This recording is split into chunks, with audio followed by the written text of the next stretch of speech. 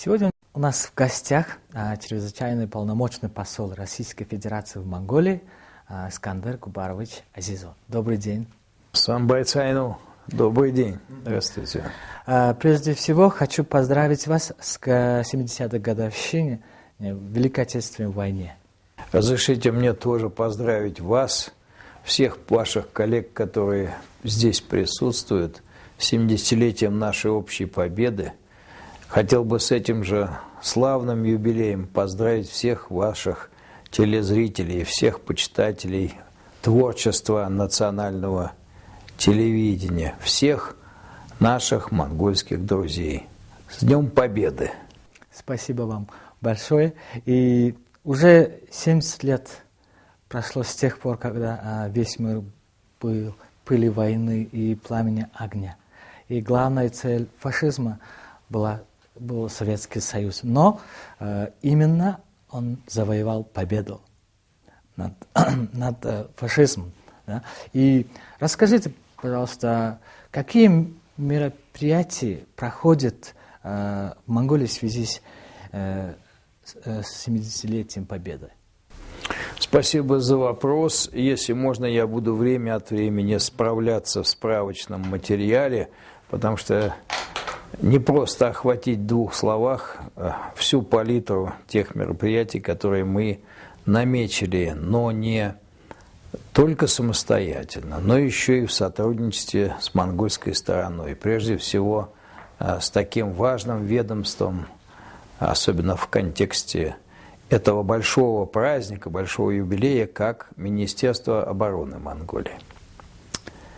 Мы запланировали ряд торжественных мероприятий.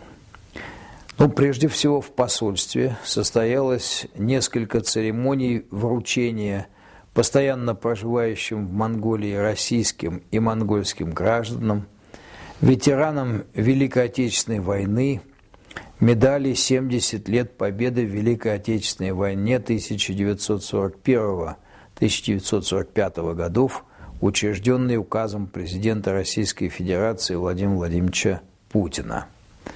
Мы вручили уже в настоящее время больше 100 медалей, остальные будем вручать поэтапно с помощью монгольских друзей в столице и в Аймаках до 1 мая. Очень интересной была недавно проведенная акция. Она называлась «Эстафета Победы».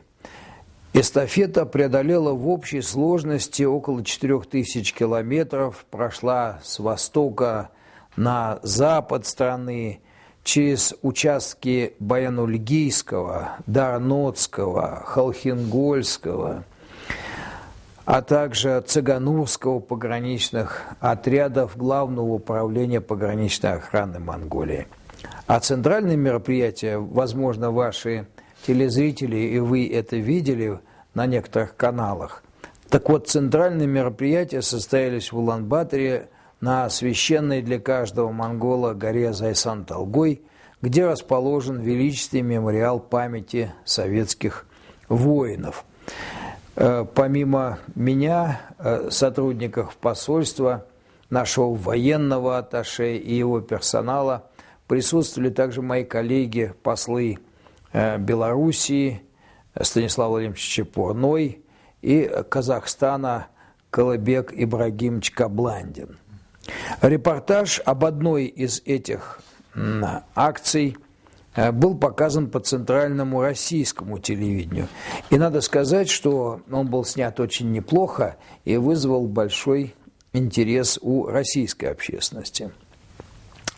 Совместно с Министерством обороны и некоторыми другими ведомствами в мэрии города Москвы, мэром господином Батулем, мы запланировали и ряд других торжественных мероприятий. Очень приятно мне и отрадно это отметить, по всем вопросам находим полное взаимопонимание. Хотели бы провести, и это запланировано, на площади Чингисхана большой концерт, посвященный Дню Победы. А потом очень рассчитываем на то, что на большом мониторе площади, так же как на ряде больших телемониторов на улицах Улан-Батора будет в прямом эфире показан торжественный парад 9 мая на Красной площади. Он будет особенно интересным для наших монгольских друзей тем, что впервые по брусчатке Красной площади пройдет монгольское большое подразделение. Мы уже получили из Министерства иностранных дел Монголии сведения о том, кто входит в состав этого контингента и что было бы желательно, чтобы российские дикторы озвучили в отношении каждого из офицеров и многих цириков, рядовых этого контингента в прямом эфире российского мирового телевидения. Постараемся все это сделать, поэтому приходите к большим телеэкранам, на них просто интереснее и красочнее, мне кажется, смотреть будет Парад Победы. Кстати, скажу вам, что вскоре начнутся тренировки в ряде мест, но прежде всего, наверное, на базе наших вооруженных сил в километрах в 40 от Москвы в населенном пункте Алабино. Там будут наряду с российскими военнослужащими готовиться к Параду Победы монгольские военнослужащие и другие представители дружественных армий. Ну, если можно, я бы вот пока ограничил свой ответ на ваш вопрос этими замечаниями, потому что это мероприятия, которые интересны будут широким кругам монгольской общественности, столичной прежде всего.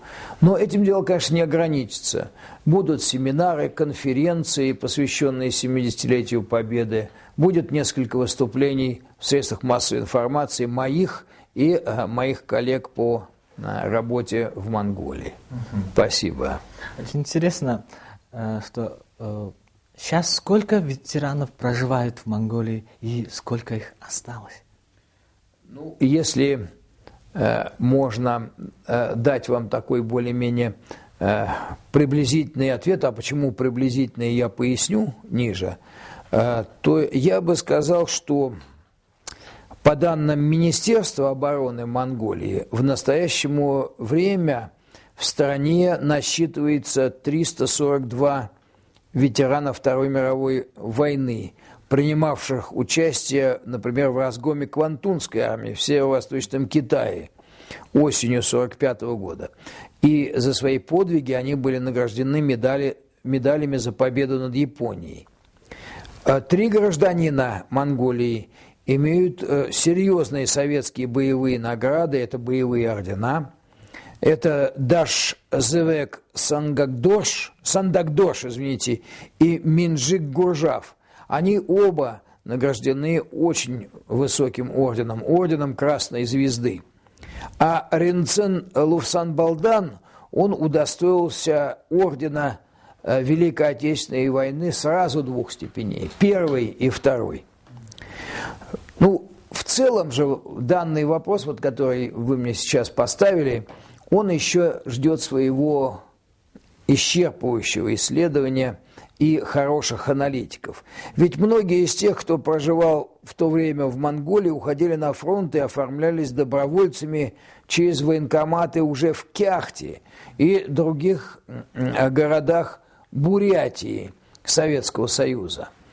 Поэтому доподлинно мы пока общую цифру монгольских военнослужащих, общий показатель, еще точно привести не можем. Будем продолжать работу.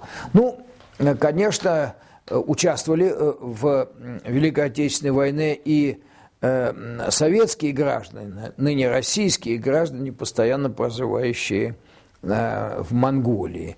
Ну, к сожалению, немногие остались в живых, и к настоящему времени остался в живых только Федоров Владимир Пантелеймонович, он 1926 года рождения. Поздравляем их тоже, его тоже. Спасибо, да? Спасибо. И я тоже со своей стороны к вашим поздравлениям присоединяюсь. И главы многих стран приглашены в Москву на военному параду, посвященному 70-й годовщине победы в Великой Отечественной войне. Подробнее расскажите, пожалуйста, каких стран, главы каких стран приглашены? Ну, всех и не перечислить, скажу обобщенно. Приглашения на торжества направлены главам 68 иностранных государств, а также руководителям ООН, ЮНЕСКО, Совета Европы и Европейского Союза, то есть ЕС. Среди тех, кто подтвердил уже свое участие в мероприятиях, целый ряд руководителей и первых лиц из государств, которые мы направили приглашение. Хотел бы перечислить только тех, которые, наверное, ближе сердцу монгольских зрителей, монгольской общественности. Это, конечно, прежде всего президент Монголии господин Цахиагин Элбекдош. Это также руководитель вашего южного соседа, председатель Китайской Народной Республики Си Цзиньпин, руководители Индии, ЮАР, Вьетнама, Кубы, Корейской Народно-Демократической Республики. У меня есть сведения, в параде будут участвовать солдаты многих стран, Соединенных Штатов и Китая, Армении, Беларуси, Канады, Великобритании, Республики Молдова, Франции, Казахстана также. И более чем 20 стран мира. Да. И вооруженные силы Монголии тоже отправляют наших сыновей, офицеров. И сколько тысяч солдатов, офицеров, курсантов примут участие в торжественном шествии? Спасибо. Я постараюсь ответить. Общим числом участники парада будут насчитывать примерно 16 тысяч человек. Но прежде чем продолжать ответ на вот только что заданный вами вопрос, позвольте все-таки еще два слова добавить к тому, о чем вы интересовались чуть пораньше. Вот, видимо, интересно, как будут представлены лидеры европейских стран. Лидеры большинства из этих государств, по известным вам и вашим телезрителям причинам, отказываются принимать пока участие в торжествах. Но в Европе это далеко не все. В Европе немало тех, кто понимает значение предстоящих торжеств в Москве и кто готов почтить память людей, отстоявших Европу и мир от нацизма. В частности, ожидается участие премьер-министра Греции, президента Кипра, президента Сербии и ряда других государственных и политических деятелей. Что касается канцлера Германии, то госпожа Ангела Меркель, как вы, наверное, знаете, планирует прибыть в Москву не 9, а 10 мая и совместно с президентом Владимиром Владимировичем Путиным участвовать в церемонии возложения венков у Кремлевской стены. По окончании парада все зарубежные гости будут участвовать в церемонии коллективного возложения вот таких цветов, венков к могиле неизвестного солдата в Александровском саду. Это сад, разбитый буквально рядом с Кремлевской стеной. Затем они будут все участвовать в торжественном приеме в Большом Кремлевском дворце. Что касается государств Содружества независимых государств, то здесь ожидается и намечается неформальная торжественная встреча лидеров стран СНГ, которые будут участвовать в мероприятиях. Такую специальную встречу намечено провести 8 мая. Вообще, в целом, 2015 год у нас объявлен на территории бывшего СССР, за исключением некоторых стран, годом ветеранов Великой Отечественной войны. Готовится предложение, чтобы главы государств, которые будут участвовать в этих мероприятиях, приняли специальное обращение к ветеранам фронта и ветеранам-труженикам тыла. Это имело важное объединяющее значение для ветеранов и для нашего взаимодействия с самыми близкими нашими соседями. В каком плане это важно? Мы полагаем, что помимо прочих важных аспектов этой темы, это будет важно также в усилиях по противодействию фальсификации истории, которая, к сожалению, имеет место и даже в отдельных случаях, на отдельных направлениях попытки фальсифицировать историю усиливается. Запланированы крупные мероприятия у нас в рамках Генеральной Ассамблеи ООН, Организации по безопасности и сотрудничеству в Европе, в Совете Европы. Все они будут приурочены к 70-летию Победы, и я полагаю, что вместе с россиянами в этих мероприятиях примут участие наши главные союзники по Великой Отечественной, по Второй мировой войне. Часто задают вопрос, который и вы сейчас, видимо, тоже задали, а каковы были все-таки потери, какой кровью, какими усилиями и жертвами далась победа? Ну, вы знаете, что результатом победы наших союзных стран во Второй мировой войне было тотальное поражение держав так называемые оси и примкнувших к ним в то время сателлитов, и денацификация Германии, а также проведение мероприятий по искоренению идеологии нацизма и фашизма в целом ряде европейских стран. Должен сказать, что в нашем случае, в случае с советскими вооруженными силами, то есть Красной армией, а потом Советской армией, когда Красная армия была переименована. Так вот, победа досталась нашему народу очень дорогой ценой. Общие людские потери в ходе войны составили 26,6 миллионов человек. А вот что касается безвозвратных потерь советских вооруженных сил в годы Великой Отечественной войны 1941-1945 года и в советско-японской войне 1945 года, то они составили 8 миллионов 668 тысяч 400 военнослужащих. Это очень большая цифра, но все-таки, если вы сопоставите эту цифру с цифрой общих потерь СССР, то это, как говорят у нас, две большие и очень осязаемые разницы.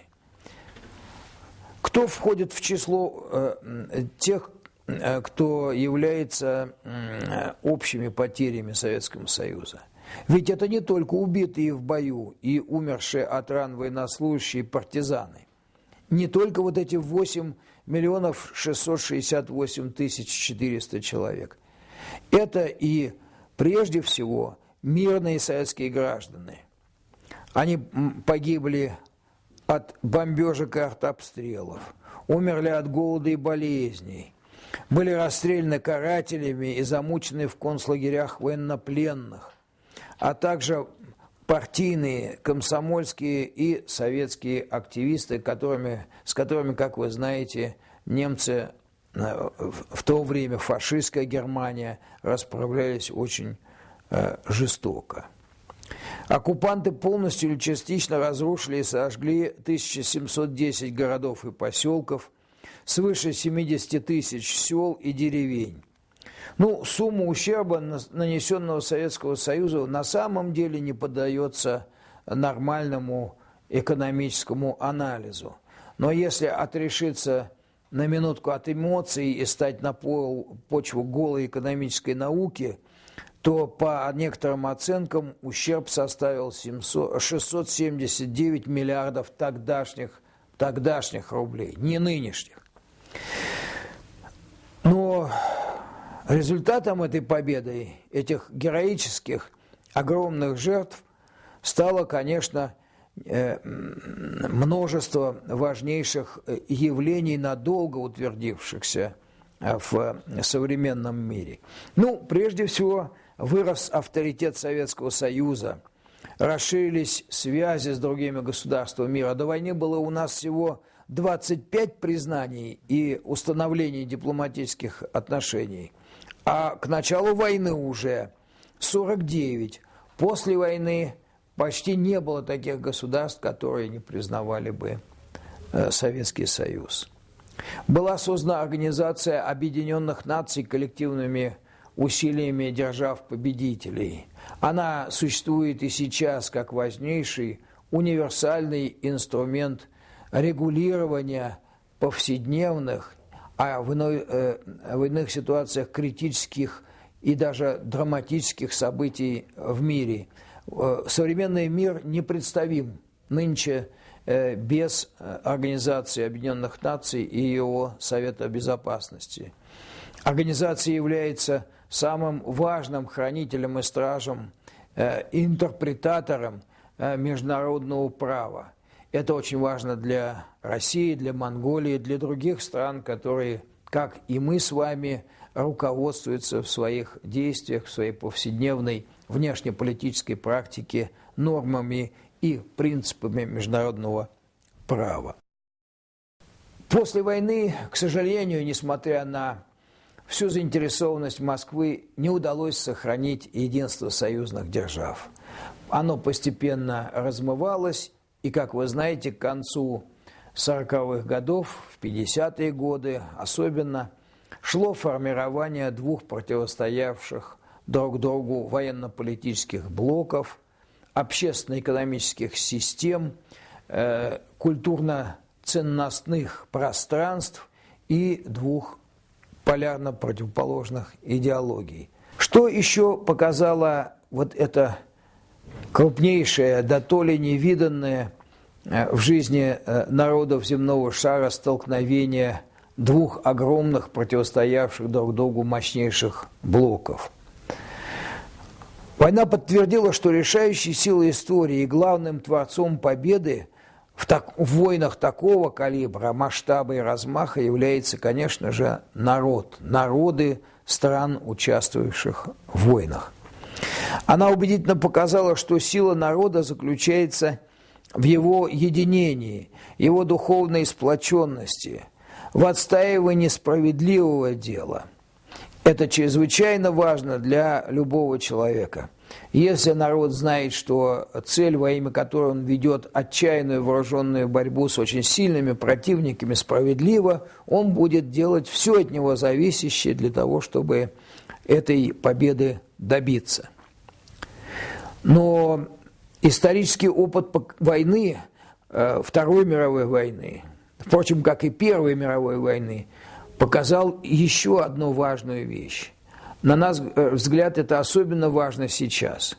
Против войны надо бороться до того, как она, собственно говоря, началась. А для этого требуется сплочение всех миролюбивых сил. Можно ли рассчитывать, в принципе, возможно ли такое сплочение? Конечно же, да. И именно война, Вторая мировая война, подтвердила, что не только оно возможно, это сплочение, но и практически осуществимо. Борьбу против военной опасности необходимо вести постоянно, настойчиво, решительно и последовательно. Здесь не может быть перерывов, каких-то пауз, каких-то передышек. Поэтому, когда мы отмечаем вот в эти дни 70-летия нашей общей победы во Второй мировой войне и осенью будем отмечать победу во Второй мировой войне на всех фронтах той войны, то все-таки следует помнить об ответственности за мир, за его состояние, которое лежит на всех нас, на всех народах, на всех государствах, на всех правительствах. Видно, что и мы все знаем, что 20 век был самым кровопролитным и жестоким веком. И как, на ваш взгляд, в 21 веке, как прекратить эти кровопролития в глобальном мире? В 21 веке, к сожалению, как мы видим, войны все-таки и кровопролития не прекращаются. Некоторые считают, что добиться прекращения войн вообще невозможно. Есть теория, которая исходит из того, что якобы война заложена в природе, но если не всего человечества, то, во всяком случае, мужской половины этого человечества. Мы не сторонники, более того, мы твердые и решительные оппоненты такого рода идей. Мы полагаем, что война может быть только крайним средством, к которому необходимо будет прибегать только в том случае, если надо отстаивать после нападения противника или в момент нападения противника суверенитет, территориальную целостность, свободу, независимость твоего народа. Но, как я уже выше говорил, для того, чтобы этого не случилось, надо делать все возможное на повседневной основе. В свое время генеральный секретарь ЦК КПСС господин Леонид Ильич Брежнев, в то время товарищ Брежнев, говорил о том, что если ты хочешь мира, проводи политику мира, следуй этой политике на мировой арене.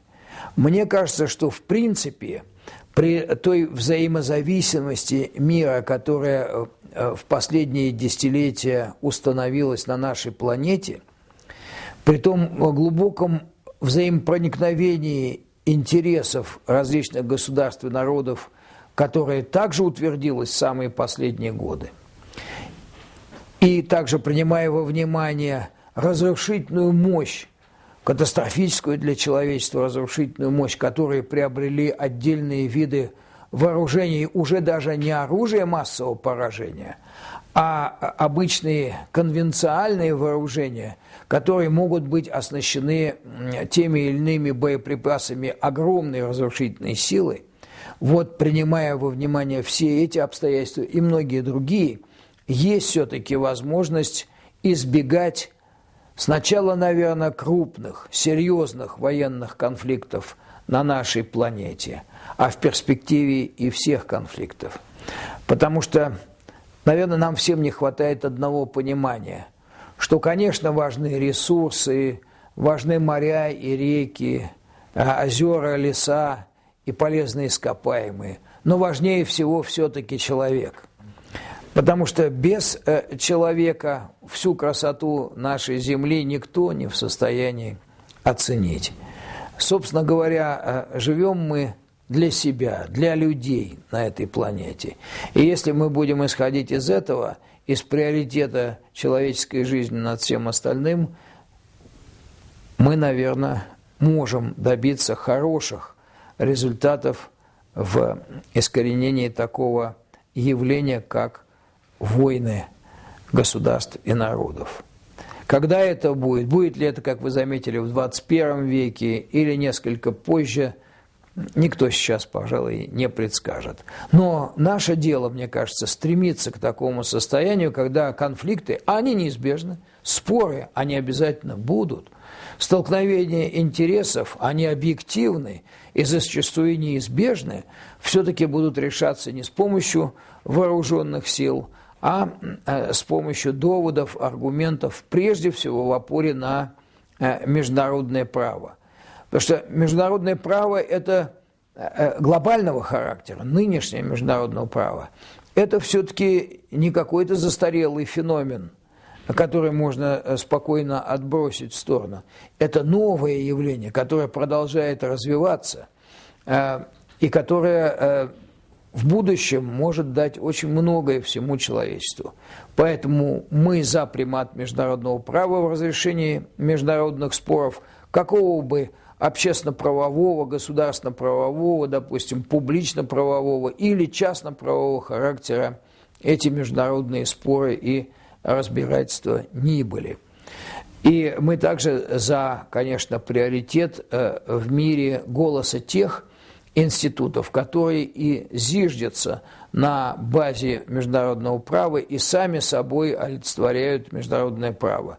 Ну, прежде всего, это система ООН, огромная, разветвленная, которая может при правильном ее дружном использовании всеми государствами дать человечеству очень многое. Ну, возможно, это все фантастика, но человеку свойственно иметь какие-то идеи, идеалы, и к ним стремиться. Без этого человек просто превратился в биосоциальное существо и ничего большего. Вот важно, чтобы эти идеалы овладевали не только умами государственных и политических деятелей, дипломатов и военных, других людей, которые работают на международном поприще, но и общественности, самой широкой общественности в различных стран мира. И если общественность будет подпирать дипломатию государственных деятелей политикой своим весом и авторитетом, тогда, наверное, и легче будет достигать целей разрешения международных споров и конфликтов мирными дипломатическими путями на основе международного права. И сейчас о светлом. В годы войны из МНР в СССР было поставлено более 500 тысяч лошадей, и не менее ценной помощью для воюющего СССР стали поставки почти 500 тысяч мяса и многое другое. Да? И не оценить этих помощь деньгами, да? Это же, мы же золотые соседи. Мы всегда будем рядом, да, с соседями. Спасибо.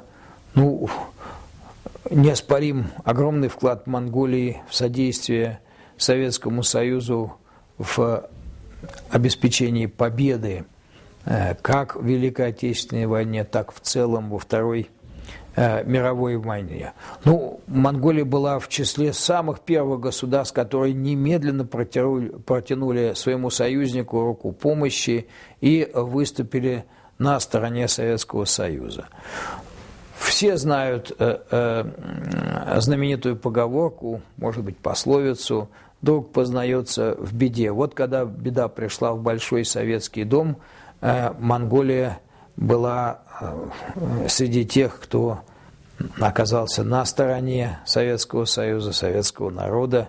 И, собственно говоря, в Москве, в тогдашней Москве, по-другому и не видели себе развития событий. Вклад Монголии действительно очень большой. Наиболее полно, мне кажется, в официальном ключе этот вклад был отражен в выступлении вашего президента, уважаемого господина Цахиагина Элбекдожа, на торжественном банкете в Central Tower в центре Улан-Батора 3 сентября прошлого года в честь Владимира Владимировича Путина и российской делегации, сопровождавшей нашего президента в ходе его рабочего визита в Монголию, приуроченного к 75-летию, нашей общей победы на Халхинголе. Там был приведен целый ряд очень важных цифр, которые во многом являются новыми фактами, новым достоянием наших ученых. Но все, конечно, знают, что монгольские граждане собрали средства на постройку танковой колонны «Революционная Монголия», истребительной эскадрильи «Монгольский Арат», передавали для фронта лошадей, теплые вещи, продовольствие. Ну, каждая пятая шинель, в которой сражались красноармейцы под Москвой, например, зимой 1941 года, была монгольской. За годы войны Монголия поставила Советскому Союзу, по различным данным, от 485 тысяч до полумиллиона лошадей, причем 30 тысяч – это был безвозмездный подарок от монгольских аратов. У вас есть ведь даже и памятники, к счастью, они стоят и почитаются монгольским народом, тем, монголам, которые положили свое личное достояние, имущество на алтарь победы, общей победы двух наших государств и народов. Это, конечно, стоит очень дорого. Я имею в виду не в материальном, конечно, выражении, а с точки зрения укрепления дружбы, традиционного сотрудничества, большого добрососедства, которое характерно для наших отношений с Монголией. В целом могу сказать, что вклад нуждается еще в дополнительном, Монголии в победу нуждается еще в отдельном дополнительном исследовании. И такие исследования, к счастью, на волне сначала торжеств по случаю 75-летия победы на Холхенголе, а в эти дни вот на гребне торжеств по случаю 70-летия нашей общей победы в Великой Отечественной и в целом во Второй мировой войне, вот такие аналитические исследования развернулись, идут, и это очень хорошо. Я надеюсь, что они принесут нам новые данные о вкладе Монголии в победу, о вкладе Советского Союза тоже в защиту нашей братской Монголии. Вот. И я надеюсь, что эти исследования послужат делу дальнейшего сплочения и сближения наших двух государств и народов, соседей, веками живущих друг подле друга. Спасибо, господин посол. Пожалуйста. И спасибо за откровенное интервью. Приходите еще. И еще раз с Днем Победы. И с вас и ваших телезрителей весь монгольский народ с днем нашей общей большой победы.